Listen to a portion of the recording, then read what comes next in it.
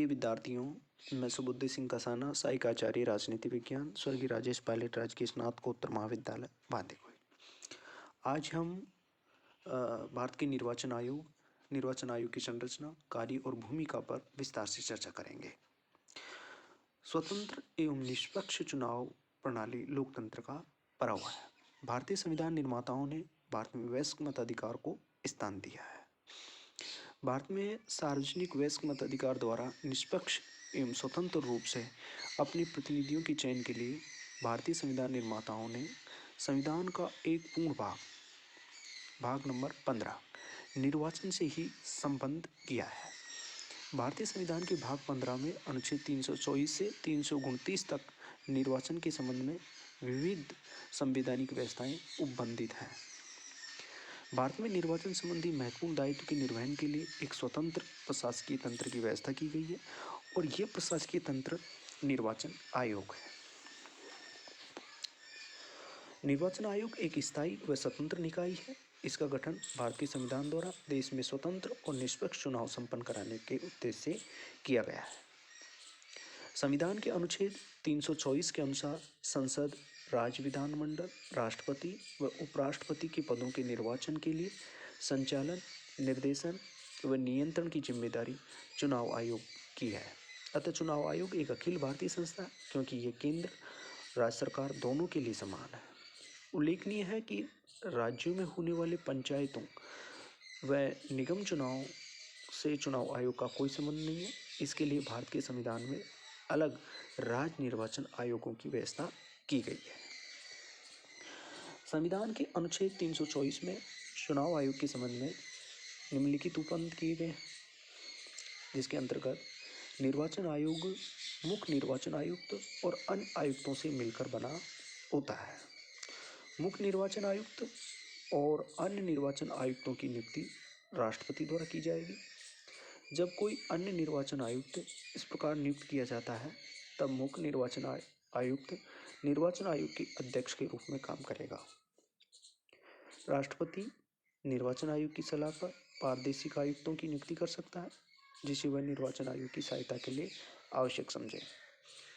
निर्वाचन आयुक्तों व प्रादेशिक आयुक्तों की सेवा की शर्तें और पदावधि राष्ट्रपति द्वारा निर्धारित की जाएगी।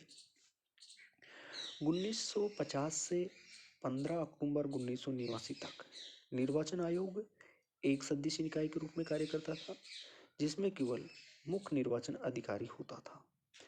मत देने की न्यूनतम आयु 21 से 18 वर्ष करने के बाद 16 अक्टूबर 1989 को राष्ट्रपति ने आयोग के काम के भार को कम करने के लिए 2 अन्य निर्वाचन आयुक्तों को नियुक्त किया। इसके बाद आयोग बहुसदस्यीय संस्था के रूप में कार्य करने लगा, जिसमें 3 निर्वाचन आयुक्त हैं। हालांकि 1990 में 2 निर्वाचन आयुक्तों के पद को समाप्त कर दिया गया और स्थिति एक बार पहले की तरह ही हो गई। एक बार फिर अक्टूबर 1993 में 2 निर्वाचन आयुक्तों को नियुक्त किया गया।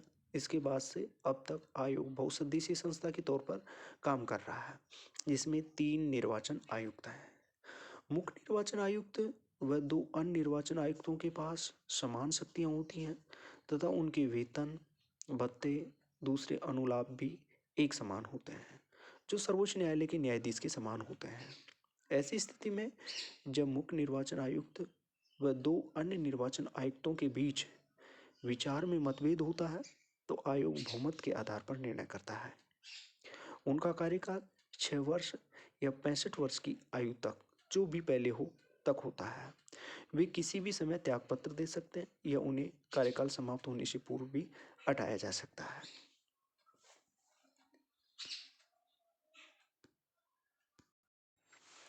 अब हम देखते हैं निर्वाचन आयोग की स्वतंत्रता के संबंध में जो संवैधानिक प्रावधान किए गए हैं उनको जानते हैं। संविधान के अनुच्छेद 324 में चुनाव आयोग के स्वतंत्र व निष्पक्ष कार्य करने के लिए निम्नलिखित उपबंध किए गए हैं। पहला, मुख्य निर्वाचन आयुक्त को अपनी निर्धारित पदावधि में काम करने की सुरक्षा है। मुख्य निर्वाचन आयुक्त को उसके पद से उसी रीति से उन्हीं आधारों से हटाया जा सकता है जिस रीति व आधारों पर उच्चतम न्यायालय के न्यायाधीश को हटाया जाता है, अन्यथा नहीं। दूसरे शब्दों में उन्हें दुर्व्यवहार, या असक्षमता के आधार पर संसद के दोनों सदनों द्वारा विशेष बहुमत संकल्प पारित करने के बाद राष्ट्रपति द्वारा हटाया जा सकता है, अथवा राष्ट्रपति के प्रसाद पर्यंत पद पर नहीं होता, हालांकि उन्हें राष्ट्रपति ही नियुक्त करते हैं। दूसरी स्वतंत्रता, मुख्य निर्वाचन आयुक्त की सेवा की शर्तों में उसकी नियुक्ति के पश्चात उसके गैर लाभकारी परिवर्तन नहीं किया जा सकता। अन्य निर्वाचन आयुक्त या प्रादेशिक आयुक्त को मुख्य निर्वाचन आयुक्त की सिफारिश पर ही हटाया जा सकता है, अन्यथा नहीं। हालांकि निर्वाचन आयोग को स्वतंत्र व निष्पक्ष काम करने के लिए संविधान के तहत दिशा निर्देश दिए गए, लेकिन इसमें कुछ दोष भी हैं। संविधान में निर्वाचन आयोग के सदस्यों की हैर्यता, जैसे विधिक, शैक्षणिक, प्रशासनिक या न्यायिक, संविधान में निर्धारित नहीं की गई है।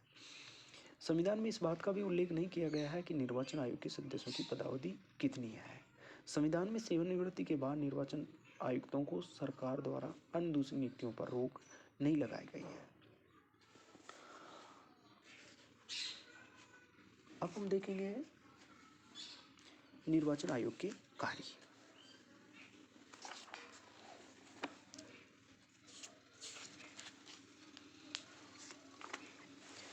संविधान के अनुसार संसद तथा राज्य विधानमंडलों के लिए कराए जाने वाली सभी निर्वाचनों के लिए तथा राष्ट्रपति और उपराष्ट्रपति के पदों के लिए निर्वाचन नामावली तैयार कराने और उन सभी निर्वाचनों के संचालन का अधीक्षण, निर्देशन और नियंत्रण निर्वाचन आयोग का कर्तव्य है, जिन्हें पूरा करने के लिए निर्वाचन आयोग को निम्न कार्य करने पड़ते हैं।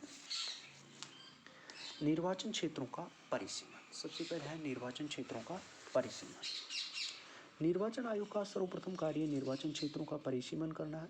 1952 में संपन्न होने वाले चुनाव के लिए निर्वाचन क्षेत्रों का परिसीमन लोक प्रतिनिधित्व अधिनियम 1950 के अधीन राष्ट्रपति द्वारा जारी किए गए आदेश के आधार पर किया गया, लेकिन यह व्यवस्था संतोषजनक नहीं पाई गई। इसलिए संसद द्वारा परिसीमन आयोग अधिनियम 1952 पारित किया गया, जिसके अधीन ये प्रावधान किया गया कि 10 वर्ष बाद होने वाले प्रत्येक जनगणना के बाद निर्वाचन क्षेत्रों का परिसीमन किया जाना चाहिए। इस कार्य को करने के लिए परिसीमन आयोग का गठन किया जाता है तथा मुख्य निर्वाचन आयुक्त इस आयोग का अध्यक्ष होता है। आयोग के अन्य 2 सदस्यों की नियुक्ति राष्ट्रपति के द्वारा की जाती है। सदस्य के रूप में ये व्यक्ति नियुक्त किया जाता है जो उच्चतम न्यायालय या उच्च न्यायालय के पूर्व या वर्तमान न्यायाधीश हों। आयोग की सहायता के लिए 2 से लेकर 7 तक सहायक सदस्यों की भी नियुक्ति की जाती है। ये सहायक सदस्य लोकसभा और राज्य विधानसभा के सदस्य होते हैं।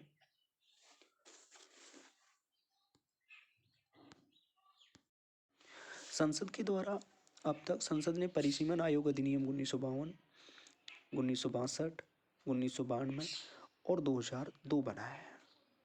इस तरह से अब तक 4 परिसीमन आयोग का गठन हो चुका है।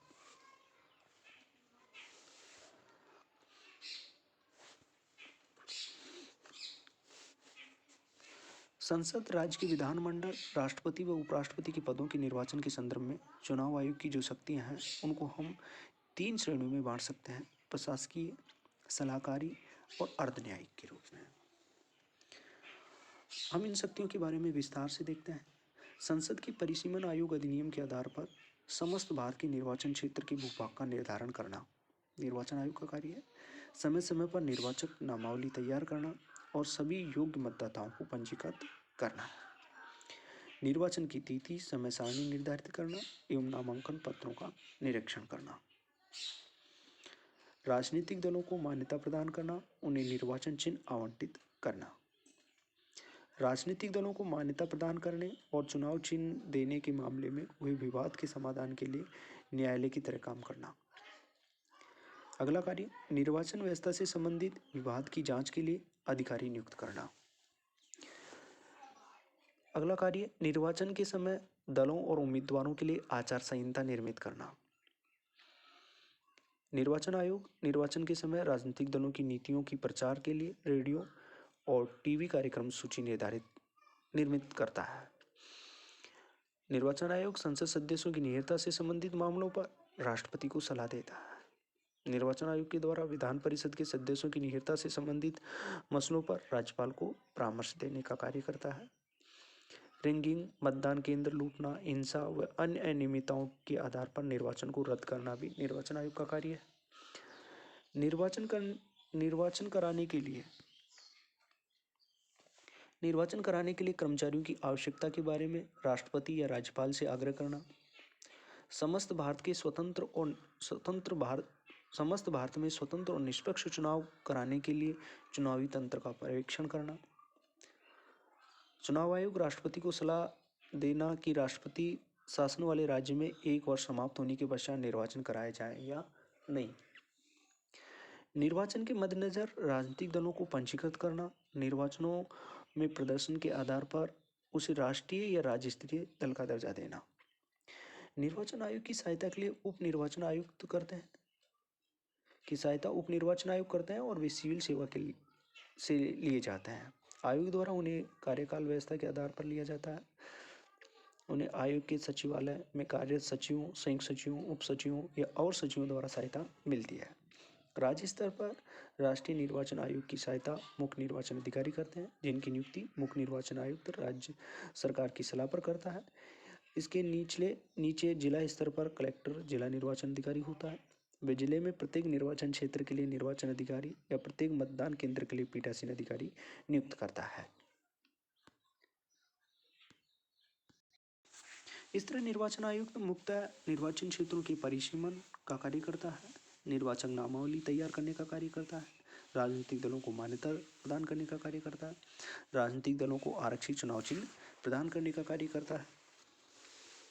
कुछ अन्य जो कार्य हैं जो इस प्रकार है, राजनीतिक दलों के लिए आचार संहिता तैयार करने का भी कार्य करता है, राजनीतिक दलों को आकाशवाणी पर चुनाव प्रचार के लिए सुविधा प्रदान करना, उम्मीदवारों द्वारा चुनाव में किए जाने वाले व्यय को निश्चित करना, मतदाताओं को राजनीतिक प्रशिक्षण देना, चुनाव याचिकाओं के संबंध में सरकार को परामर्श देना, जाली मतदान को रोकने के लिए राज्य सरकार को मतदाताओं को पहचान पत्र जारी करने का निर्देश देना, राज्यसभा के द्विवार्षिक चुनाव की व्यवस्था करना, मतदान केंद्रों की सूची का प्रकाशन करना, निष्पक्ष चुनाव संपन्न करने के लिए पर्यवेक्षकों की नियुक्ति करना, किसी चुनाव में हुई अनियमितता के आधार पर उस निर्वाचन को रद्द करना, किसी निर्वाचन क्षेत्र में पुनः मतदान या मतगणना करवाना, ये मुख्यतः निर्वाचन आयोग के कार्य हैं। अब हम देखते हैं रोल ऑफ इलेक्शन कमीशन, निर्वाचन आयोग की भूमिका। 25 जनवरी 1951 को निर्वाचन आयोग की स्थापना की गई थी। अपने 5 दशक की यात्रा में निर्वाचन आयोग ने अनेक महत्वपूर्ण दायित्वों का निर्वहन किया। भारत में आम चुनाव कराना एक बहुत कठिन कार्य है।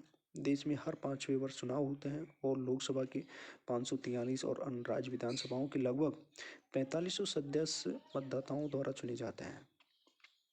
स्वतंत्रता के उपरांत लोकसभा के 14 आम चुनाव हुए। स्वतंत्रता के पश्चात लोकसभा और विधानसभा के चुनाव के संचालन में निर्वाचन आयोग ने महत्वपूर्ण भूमिका का निर्वहन किया है।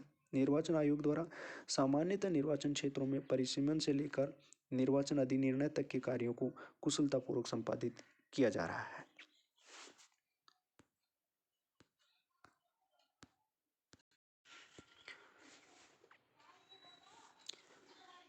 स्वतंत्रता के उपरांत निर्वाचन आयोग की भूमिका के संदर्भ में हम इस प्रकार से अध्ययन कर सकते हैं। एक तो पहला कारण तो यह है कि निर्वाचन आयुक्त की अस्पष्ट और विवादित भूमिका रही। स्वतंत्रता के बाद से आज तक नियुक्त निर्वाचन आयुक्तों में से अधिकांश प्रशासनिक सेवाओं से संबंध रहे। निर्वाचन आयुक्तों पर सत्तारूढ़ दल के पक्षधर होने का आरोप लगता रहा। 1993 में निर्वाचन आयोग को एक सदस्य से बहुसदस्यीय बनाया गया। आयोग की संरचना में परिवर्तन के पश्चात तत्काल मुख्य निर्वाचन आयुक्त टी.एन. शेषन, जो अन्य निर्वाचन आयुक्तों के मत क्षेत्र अधिकार को लेकर उपजे तनाव के कारण सामान्य जन में निर्वाचन आयोग की छवि धूमिल हुई। यद्यपि न्यायालय द्वारा विविध निर्वाचन आयुक्तों का अधिकार क्षेत्र स्पष्ट किए। बहुसदस्यीय चुनाव आयोग के मध्य उत्पन्न विवादों ने चुनाव आयोग की प्रतिष्ठा को ठेस पहुंचाई। निर्वाचन प्रक्रिया की जटिलता। प्रत्येक निर्वाचन के साथ ही निर्वाचन प्रक्रिया से संबंधित अनेक जटिलताओं का निर्वाचन आयोग को सामना करना पड़ रहा है। केवल संख्या की दृष्टि से ही देखा जाए तो भारत में चुनाव कराना यूरोप, अमेरिका और ऑस्ट्रेलिया में एक साथ चुनाव कराने जैसा है। चुनाव के लिए मतदाता सूचियों का पुनरीक्षण कराना, देश के दूर दराज के इलाकों में मतदान की व्यवस्था कराना, मतदान केंद्रों का कब्जा, फर्जी मतदान, चुनाव आचार संहिता के उल्लंघन की घटनाओं को रोकना आदि बहुत जटिल कार्य है। स्वतंत्र चुनाव मशीनरी का अभाव। निर्वाचन आयोग लोकसभा और विधानसभा के चुनावों का संचालन कराने के लिए संघ सरकार, राज्य सरकार एवं केंद्र शासित प्रदेशों के कर्मचारियों पर निर्भर है। स्वतंत्र प्रशासकीय मशीनरी के अभाव में निष्पक्ष चुनाव प्रणाली के संचालन की चुनौती उत्पन्न हो जाती है। सत्तारूढ़ सरकारों के अधीन कार्यरत प्रशासनिक अधिकारी और कर्मचारी पूर्वाग्रह से ग्रस्त रहते हैं। चुनाव के दौरान इन कर्मचारियों पर चुनाव आयोग को अनुशासनिक नियंत्रण कायम करने के लिए निर्देश जारी करने होते हैं, जिनका अनुपालन करना चुनौती है। चुनाव आयोग की उलझी प्राथमिकताएं। विगत एक दशक में चुनाव आयोग की भूमिका से स्पष्ट होता है कि दुनिया के सबसे बड़े लोकतंत्र की चुनावी मशीनरी को दुरुस्त करने वाले तंत्र ने अपनी जिम्मेदारियों में घालमेल करना शुरू कर दिया है। लगभग एक दशक पूर्व तक मुख्य चुनाव आयुक्त एक ऐसा नौकरशाह होता था जिसके बारे में आम जनता को तुलनात्मक दृष्टि से कम जानकारी थी। ये पद सुर्खियों में कम आता था, किंतु 90 के दशक में चुनाव आयुक्त बने टी.एन. शेषन ने इस छवि को बदल दिया। चुनाव आयोग द्वारा समय समय पर राजनीतिक दलों को निर्देश देना, चुनाव से संबंधित प्रत्येक प्रक्रिया पर नियंत्रण रखने के कारण चुनाव आयोग पर अनेक बार अपनी प्राथमिकताओं के उल्लंघन के आरोप लगते रहे। सरकार बनाम चुनाव आयोग। स्वतंत्रता के पश्चात समय समय पर सरकार और निर्वाचन आयोग के मध्य निर्वाचन प्रक्रिया के संचालन को लेकर वाद प्रतिवाद की स्थिति उत्पन्न होती रही। चुनाव आयोग द्वारा विगत एक दशक के दौरान राजनीतिक दलों को निर्देश जारी करने, कानून बताओ नोटिस जारी करने, मान्यता रद्द करने, आदर्श आचार संहिता के पालन के निर्देश देने, सरकार और प्रशासनिक अधिकारियों से चुनाव के दौरान पर्यवेक्षणात्मक जानकारी प्राप्त करने की घटनाओं में वृद्धि हुई है। सरकार और निर्वाचन आयोग के मध्य अंतर्विरोध की स्थिति वर्ष 2002 में गुजरात के गोधरा मामले के पश्चात हुई। सांप्रदायिक घटनाओं के बाद गुजरात में विधानसभा के चुनावों के मध्य पर हुई। 27 फरवरी 2002 को गुजरात के राज्य के गोधरा में अयोध्या से लौट रहे कार सेवकों की रेलगाड़ी में जलाने के पश्चात राज्य में फैले सांप्रदायिक दंगों के कारण ये तनाव उत्पन्न हुआ।